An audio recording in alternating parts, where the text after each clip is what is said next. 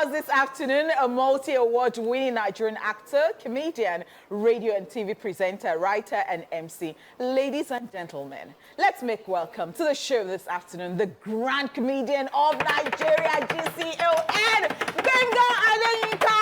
Hold the head, he's smiling, hold it. Don't let the head fall, hold the head. Welcome to the show, sir. Thanks for having me, guys. It's nice to be here again this year. Yes. You guys are looking better than you were last year. Thank you so much. That's a compliment. And you look good too. I love the red. If you see the original, you will like it. This one is not the original. It's not the real me. So if this is not the real you, what will the original look like if you are looking this good in the real me will not ask you to feed him when he finishes. So just have that back of your mind. When we finish this show, you are feeding me. You got the memo, 2-piece, all through. Yes, so it's a two-piece day. Yes, It's a two-piece day. Good to have you on the show, sir. Great. I mean, you've been amazingly pushing recently your new show that you're promoting. It's the third edition in Lagos. I know you've done other editions in other states as well. How does it feel coming back and doing this again in Lagos? See, Las Gidi is where it starts and where it ends. Any other thing we've been doing is child's play, in terms of acceptance, in terms of being home, in terms of ticket fees and all that. In other states, we charge 3,000, 5,000. I get it, but this is the commercial. But in Las Gidi, yeah. this is a center of excellence and That's right. splendor. And people are always open to things if you do it, if you tweak it a little, and Lagos is Lagos. Lagos is Lagos. Interesting. I understand that part, that Lagos is the commercial hub, and what you can charge in Lagos, you might not be able to charge in other states. I truly get that. All right, so, I mean, still talking about money, because this money is very, very important. I look at different crafts, because comedy. Because you see all these skits makers, they'll just...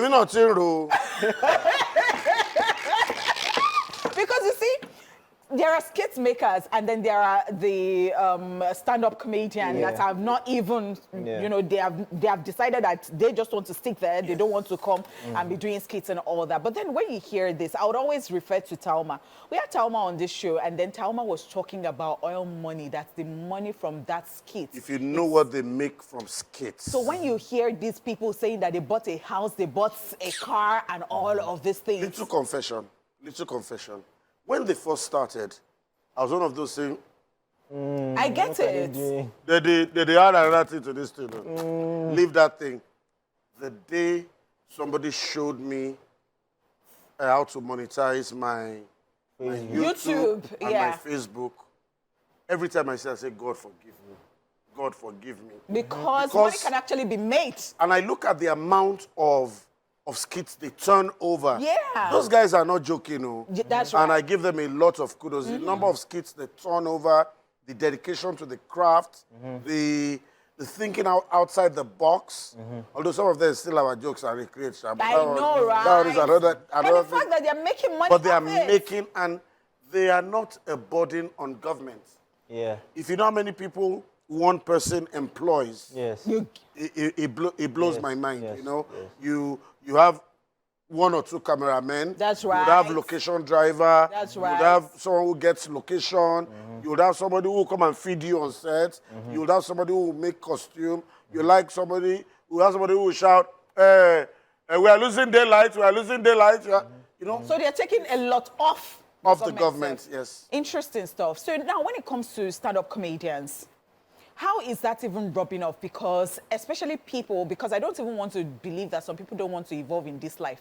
And I don't know how to now define that evolvement, because, I mean, some people don't want to go to that. They want to carve their niche. But if the niche is not now making money as much as... the niche is still making money. Oh, tell me about it. I'm going to say this in Yoruba, and I hope I can translate it to English to make sense. There's nobody that God is not blessing unless you say yours is not enough. And if you've reached a particular level, you are sure of 1, 2, 3, 6 gigs a month. With what you charge, 6 times what you charge should be able to take care of you, unless you are greedy. Okay, somebody saw a skit I did for one of my shows. I said, you should do more skits. I said, no. I did skits back in the days when we didn't even know it was called skits, you know.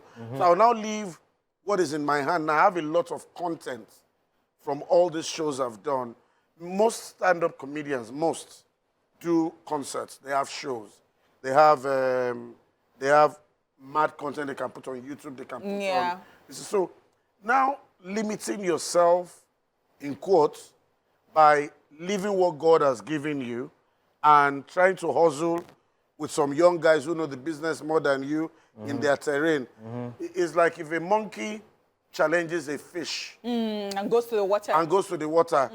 But if you go to the tree, you know it's a monkey that will. So I think contentment plays a huge part in all of it. But there's nobody that is not making money.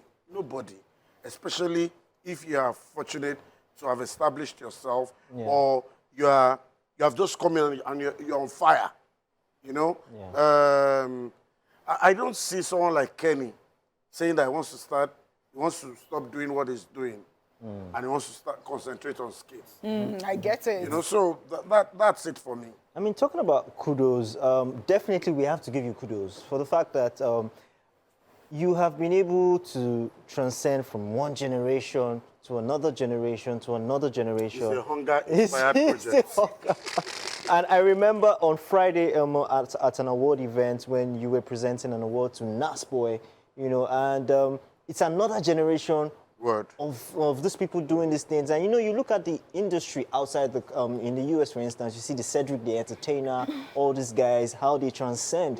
How have you been able to keep being in that space and being relevant in your industry and transcending to generations and into this present generation? Okay, first, let me say, a lot of people don't like to hear this because they say we Godify everything in Africa. But first, let me say God. The reason I'm saying God is there are a lot of people who are in my generation. Yes. So God. Then two, making a conscious effort to consistently be relevant. I see what people are wearing. I see what they are doing. I hear what they are saying. I see the direction they are moving in. I remember one day my daughter came home and said, Dad, I saw you on TikTok. What are you doing on TikTok? I said, my baby, we died there. Anywhere they go, we go. We go. So then there's this book I read very early. I don't know if I'm getting the title right, but it's something about change, evolve, or die. Yeah. Okay, You know, the day I read that book, it opened my mind. I told myself, do I want to be that guy that people say, you remember that guy? Or I want to be that man, go and retire, get out, go and retire, you know? Or you want to be that guy. So and every time I make a conscious effort to surround myself with young people, surround myself with people I can learn from. That's right. And that has played a huge part. It's true. In where I've been and where I am. Thank you very much. Thank you very much. Let's go on a quick break. We still have the legendary, because I call you a legend. And don't forget the money for food. When we're We'll be right back. You know what? He's buying us lunch. We'll be right back. We still have the amazing Gbenga Adeyinka the first. And I'm here with two of my favorite people who have promised to buy you lunch. No, buy me lunch. It is the other way around. Okay. You cannot put me inside that thing. It's okay. We not go shake. So let's talk about this show now. It's going to happen at Balmoral. Yes, Balmoral on the 17th of November. Balmoral is at the Federal Palace. Yes. I told somebody Balmoral. I said Balmoral, but what to the Balmoral? Okay, I maybe said, the person thinks that it is an individual. I said it's at the Federal Palace. It's the marquee at the Federal Palace. Yeah. We start at 4. One thing we've not been able to achieve because of the size of our of our stage. Okay. Is that when we say 5, we don't start at 5, but this year we're starting at 5. Okay. Luckily, we've knocked a few things here and there, and we start the orange or red carpet at 4. By 5, we all come in. Everybody sees. Somebody called me from Ibadan and said, Egbon, it's not fair. It's not, I said, what happened? So you don't bring us this kind of artist in Ibadan. I said, you don't pay the kind of money they pay. Oh my God. I told him now. I told him now. Because this guy, whenever I tell him to buy... But people are rich, oh. When I tell this guy to buy table, he prices it like fish. And Ibadan, I've taken... It happens in your own job. Ibadan, we've taken Tiwa Savage, we've taken Davido, we've taken Olamide. He now says that we've not seen, these new boys, all these Charlie Poppy. I say, hey, what did I do? What did I do to you? but Lagos, we have the band. Yeah. We have Reminisce. Yeah. We have one guy that you must have seen last year, Country. Oh yeah, the countryman. Then we have Queen Salawa Abeni to cater for that. You don't know Queen Salawa Abeni? I know. Okay, Waka Queen. I know.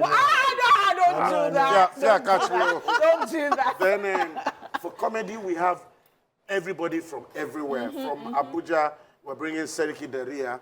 Oh, nice. You know Seriki Daria? I've heard about it. He does Hausa. He does a lot of skits. One of the very few skit makers that can do stand-up. Oh, wow. From Benin, we're bringing Madiba of comedy. From Abeokuta, we're bringing Dr. Smile. We have Omo Baba. We have D1 Shalom. We have very controversial D1.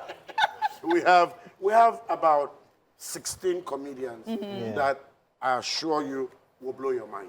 Interesting. Amazing. We look forward to it. I mean, and lots of giveaways. I have coolers. I have so many things to give away on the day of the show. So just come, have fun. The coolers, are they filled up? Ladies and gentlemen, they just made me another promise. That They will what fill that up you a are going cooler home? for me to go home with. I have a cooler in the car. They're filling it up. Thank you guys. Oh, wow. It's always nice to come to your program. Always nice. Thank you so A much. setup. This is a setup. I love it. You people have heard they don't come late, so they're like 5 go on the DOT. So don't even get it twisted. And that's it with our fantastic guest for today, Gbenga Adeyinka.